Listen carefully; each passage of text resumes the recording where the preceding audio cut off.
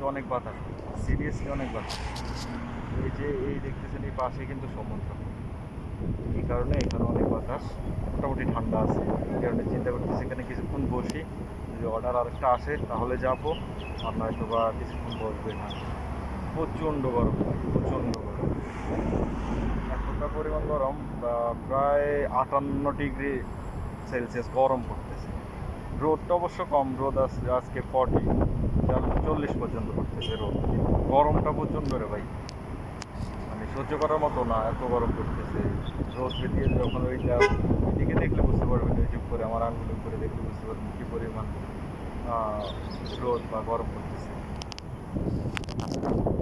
Delivery কাজ এতটা সোজা না রে ভাই, বাইরে কাজ করা এই গরমের ভিতরে বাইক চালানো খুব কষ্ট হয়।